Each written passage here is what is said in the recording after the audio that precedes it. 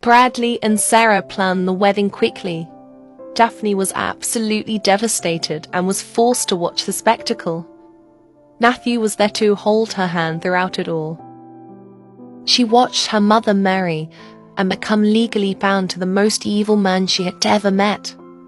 Her entire family was in danger because of her mother's naivety.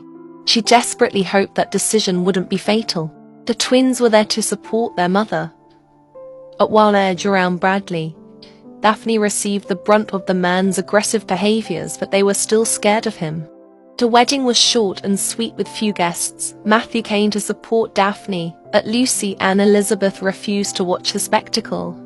Bradley paid it no mind. He was the one winning. This day felt like a dream come true for Sarah. Although this was her second marriage, this was her first marriage for love. She loved Bradley and couldn't wait to see what the future held for them.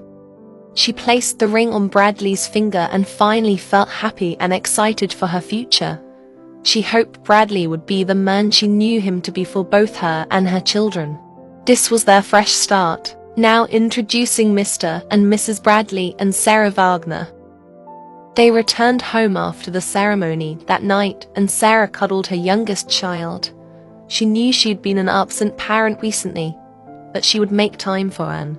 She didn't want Daphne to raise her child for her. Daphne complained of her terrible home situation to her friend, June. June had been a great friend to her recently, and it was nice to have somewhere to go that wasn't home. June was a great listener. She was also a great advice giver. She suggested that Daphne fight back against Bradley. It was her home and she should make that known to the vile man. As much as she would like to be as strong as June suggests her to be, she worried that if she took this advice it would put her safety and her siblings' lives at risk. She would think about this. Daphne also confided in her other friend, Lily. Lily also had an unstable home life, so it was nice to have someone who related to her situation. Lily thought that she should be quiet and obey until she could move out of the home. Daphne liked this idea less because she didn't want Bradley to push she and her family around. However, it kept she and her family safe, and that was all that she wanted. Begrudgingly, she agrees to do this unless things go south. She very much appreciated Lily's friendship and all of the insight she gained through her own experiences. Daphne and Lily parted ways that day, but made a promise to the other that they could stay with the other if their home situation got to be too violent. Daphne would utilize this if it came down to it. Lily was a true friend. Daphne and Matthew often hung out in their friend group together. Along with June and Lily, Matthew had a best friend named Norman Walters. However, Daphne and Matthew naturally gravitated towards each other given their vast history. They always ended up talking to each other like there was no one else in the room. Those feelings from childhood only grew bigger when they aged up. Matthew was a gentleman. After every hangout with their friends, Matthew would walk Daphne home. They liked to stop at their favorite park to spend more time together before Daphne had to return home. They talked about their future like they did as kids, but the future was not as far as it used to be. It was so close they could touch it. Because of this, Daphne made her feelings to Matthew very known. She knew what she wanted and she would get it. Daphne knew that Matthew felt the same way as she did. He had told her countless times. But she also knew that he was shy and nervous around her. They were best friends who were also in love, and that was a delicate balance. Matthew liked to tell her elaborate stories from their childhood that Daphne was also present for.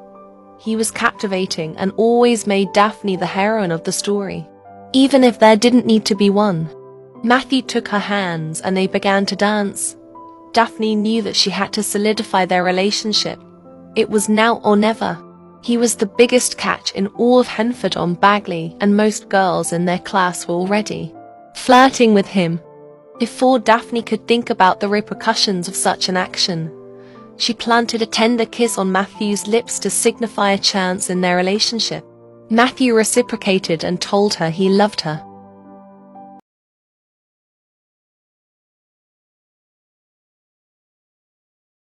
Bradley made sure that the dollhouse was always broken. This upset the twins very much. Sarah stopped fixing it after the fourth time it was broken. They had no toes to play with. Because all of their toes were broken, Robert and Edward focused on their schoolwork.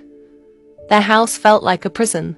They were supposed to be kids, but Bradley had destroyed anything that could be considered fun. Their one saving grace was that they had each other. They helped each other with homework and played make-believe.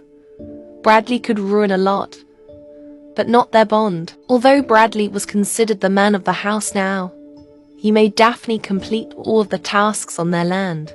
She had to wake up in the early morning hours before school to be able to complete all the tasks. She was forced to go outside even during a thunderstorm. She ended up being struck by lightning. She felt like her life was cursed. She returned inside and soaked in the tub for a long time.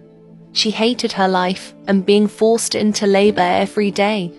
Bradley put her safety at risk, and the lightning strike could have been fatal. She lost track of time and did not finish her tasks.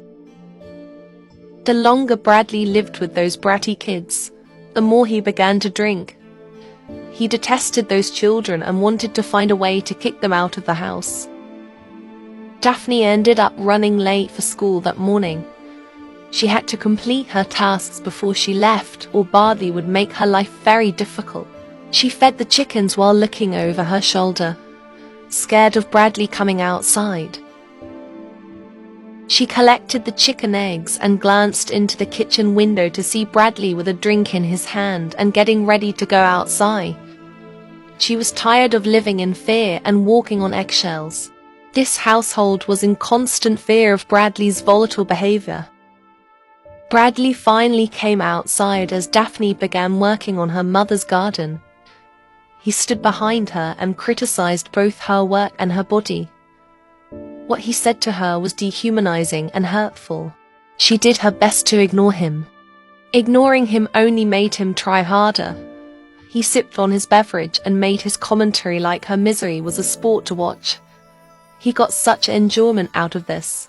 Still, Daphne held her ground. She weeded out overgrown grass while Bradley yelled from the garden, as she had not done a good enough job and she needed to do it again.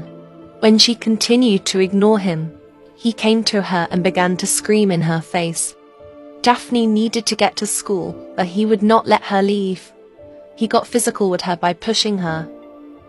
This was the first time that he had laid a hand on her, and she froze, not knowing what to do. Anger getting the best of her, she pushed him back before retreating to school. She knew she would pay for this later. Bradley stewed on this for the entire day. He could not believe the audacity of this vile girl, and she would pay for it. Later that day, Sarah discovered that she was pregnant with she and Bradley's first child. She was nearing 40 years old, but she was so excited for this journey with the love of her life. She presented her husband with the pregnancy test, expecting him to be overjoyed by the news. Instead, he was angry and disgusted that Sarah would allow this to happen. She knew that he did not want children of his own. He screamed at Sarah for the first time, finally showing her the kind of man he was. It frightened Sarah to her core. Their relationship dynamic quickly turned to difficult. The man that Sarah thought she knew had ceased to exist in a moment and was replaced with an angry and dangerous stranger. She followed him downstairs and begged for his forgiveness. She insisted that her pregnancy was a complete accident. Sarah's entire life flipped on its axis, and Bradley struck her across the face. The pain was excruciating, but the betrayal hurt even worse. The man she loved was not who she thought he was. The commotion had woken her from her nap. Sarah collected her in her arms, still trembling from fear. She realized that she had married a monster and had put her children in danger. She would not allow her sweetheart to grow up in such violence. Sarah looked at herself in the mirror and couldn't recognize the woman in the reflection. Her life was her children, and yet she allowed this man in their lives. They were also trapped. Bradley had taken over the lease to the house and all their money.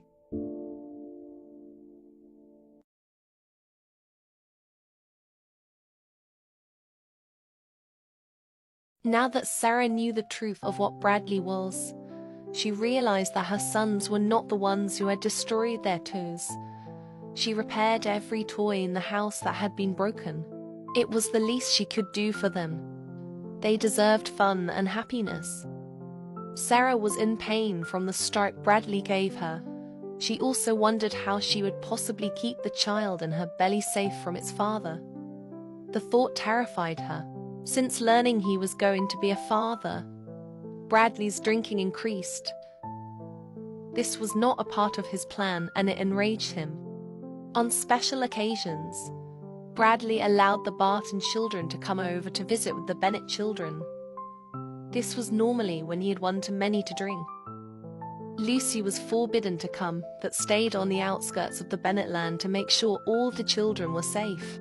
Daphne and Matthew had limited time together because of Bradley's ridiculous house rule, so this time was precious to the young lovebirds. Sometimes Bradley would also let Lily come over to their house. Bradley had ulterior motives for this, however. He found her youthful and attractive. Lily was polite to the man because she knew how he was from Daphne's account of events. He frightened Lily, so she wanted to stay on his good side. She chatted and laughed at his awful jokes. She also figured that she could protect her friend better if she had a good rapport with Bradley. The man told her that he had something to ask her and had a gift for her. Lily had no warmth for the vile man, but agreed to hear what he had to say for the sake of peace.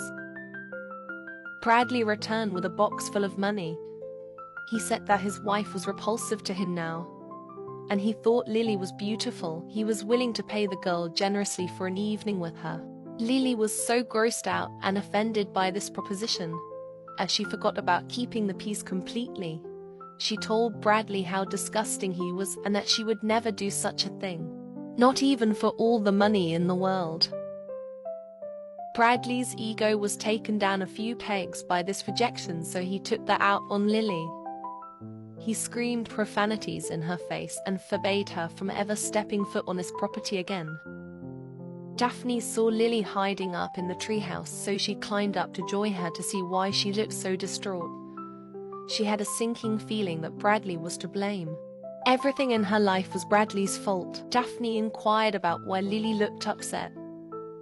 Lily revealed what had transpired with Bradley and the proposition he gave her.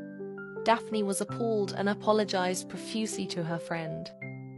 Lily was extremely triggered by the man's behavior, but did not want to ruin their friendship because of this. Daphne was grateful for that. Distress from Bradley's hurt negatively impacted Sarah. She began to feel cramps and pain, and she immediately knew something was wrong. She clung to her baby belly as she internally panicked. If something happened to this baby, she would never forgive Bradley. She wouldn't let Bradley ruin another thing in her life. The pain persisted and continued to worsen. Sarah thought the worst. She needed to be seen by the town's doctor. The pain felt like contractions, but she wasn't anywhere near close to giving birth.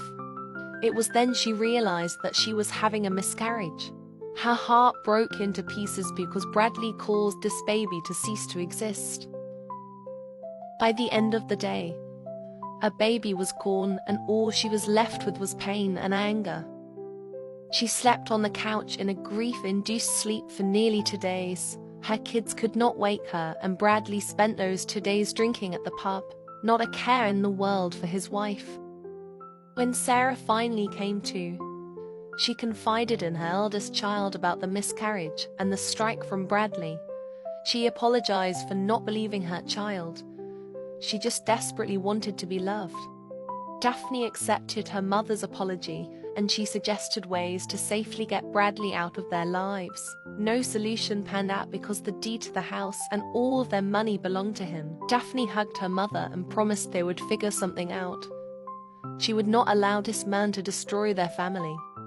Daphne let her mom grieve in peace and volunteered to look after her. Between Sarah's grief and love trance to Bradley, Daphne already looked after in the majority of the time. They had an extremely close bond, and even started calling Daphne Mama. Daphne felt bad for the infant because she never got the great version of their mother and never got to experience the love of their father. She felt very protective of her and would do anything to ensure her happiness. After she put into bed, Daphne listened intently to the radio. A war was starting all over the world, and some men in Henford on Bagley were to be drafted. Daphne prayed that one of them would be Bradley.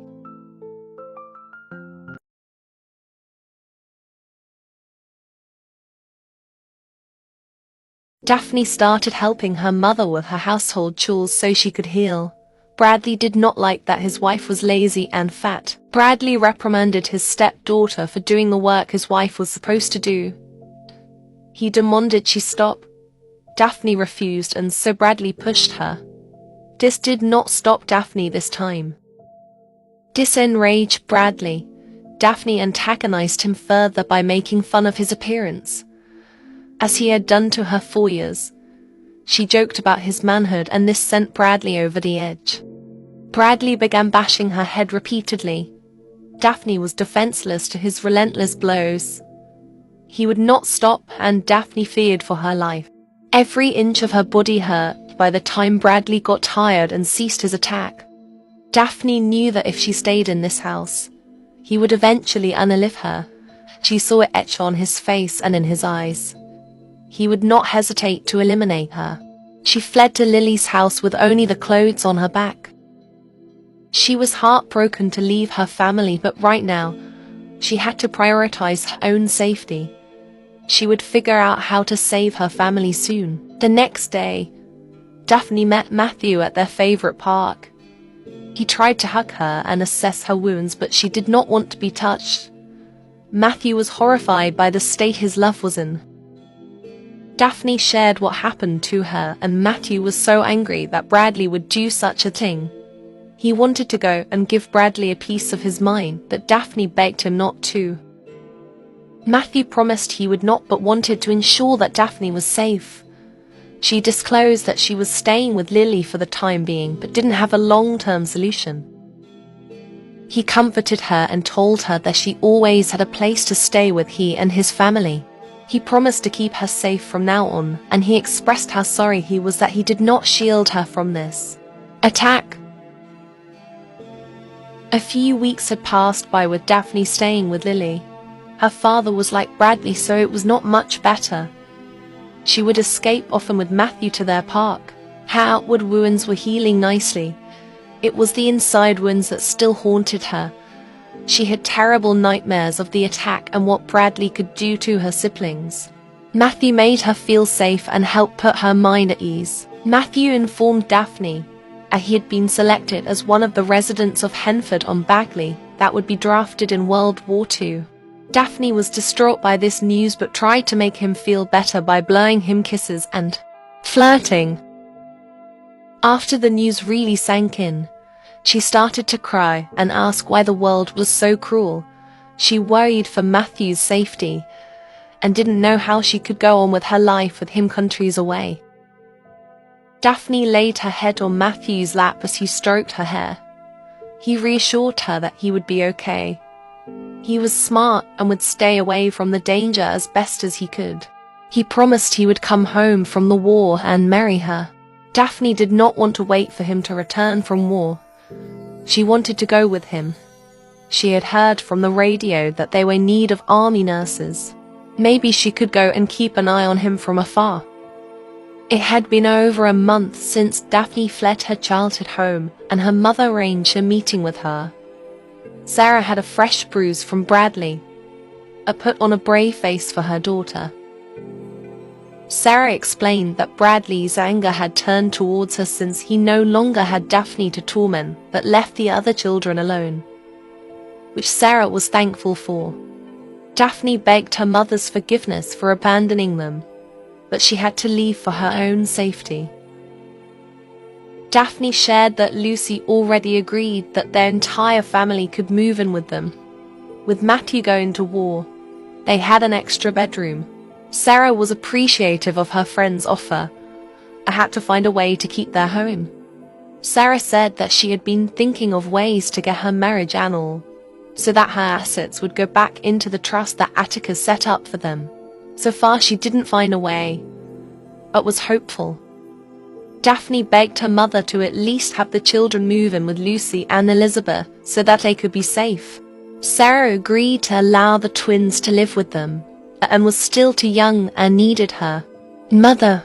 Daphne's heart broke for little, but her mother would not budge, and she had no legal authority to take the girl. At least the Bows would be safe. Sarah sobbed when her daughter told her that she had to get away from all of this, and was enlisting in World War II as an army nurse. Sarah knew all of this was her fault. Sarah mustered up everything she could to be strong for her daughter and gave her a kiss. She prayed that Daphne would be safe. She hugged Daphne tightly and told her how much she loved her. She also apologized for bringing Bradley into their lives and hoped that one day she would forgive her.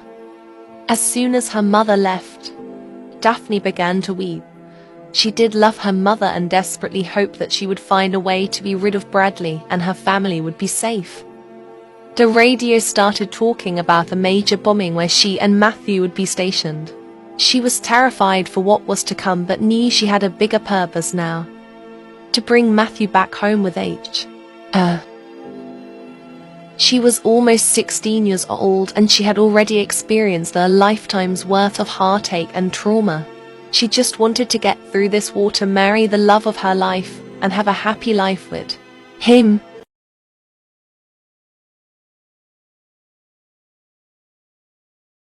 The day finally came for Matthew and Daphne to ship out to war. Matthew's best friend, Norman, had also been drafted. Daphne's friends, Lily and June, had volunteered to be army nurses alongside Daphne. Lily's reasoning for becoming an army nurse was similar to Daphne. Her father was volatile and she wanted to get away. June, on the other hand, was set on finding a husband on this fun journey. Regardless of why, Daphne was happy to have them with her. Matthew hugged his only sibling tightly. He would miss her and regretted not being able to watch her grow up. Matthew held his mother close and kissed her cheeks. She was the strongest person he ever met and knew that she would be strong for both families while he was away. He hoped she would stop working at the dangerous factory though. Daphne told her brothers that they needed to keep an eye on their mother and sister while she was away, and that they needed to be strong. She hugged her younger brothers tightly, nervous to leave them to their own devices. They were smart boys, but were headstrong like she was. She hoped they would make better choices than she had and could avoid the draft once they became of age. June and Lily had only become friends because of Daphne. Their personalities were polar opposites, but now the three of them are inseparable. They would have each other's back during this time of war and peril. Before they left Henford on Bagley for the foreseeable future, Matthew pulled out a promise ring to give to Daphne. He vowed that they would make it through the war and they would come home and get married. Matthew and Daphne held each other for a long time. They were going to the same city, but Matthew would bounce around from base to base, so it was unclear how often they would see each other. Daphne worried for him. Matthew kissed all of her worries away and reassured her that he would be okay, and they would see each other often. Even if he had to sneak away from base, the 5 teens left Henford on Bagley and set forth towards wartime in Weidenberg. Their friend group was together, and they were hopeful that all 5 of them would return. They left the comforting sky of Henford on Bagley and the only sky they have ever known. The beautiful skies of their hometown was replaced with hazy skies due to frequent explosions. It was a stark contrast to what they were used to. Daphne spent the first few months of being an army nurse being homesick. She and her friends were in training, so they had yet to treat patients. She mostly cooked for the other nurses and patients at different hospitals. She missed her family, especially little Anne. She and Matthew wrote to each other often, but he was thrown into battle soon after arrival, so he had yet to visit her. Everything felt different and wrong. Her solace became painting. She had found an abandoned painting easel in the attic of their makeshift hospital. She was not very good at painting, but it helped ease her homesickness and worry for Matthew. She knew this was the calm before the storm. She soaked up the little moments of quiet while they were training, because it would soon be chaos. The girls passed the time with knitting. The more experienced nurses suggested that they learn so they would have more materials to use in case of a crisis. Daphne found it quite boring, but she was happy to help in any way she could. Daphne was grateful to have her two best friends with her. This world was very new to her, and it was comforting to have two familiar faces there. Nighttime was the worst transition for her.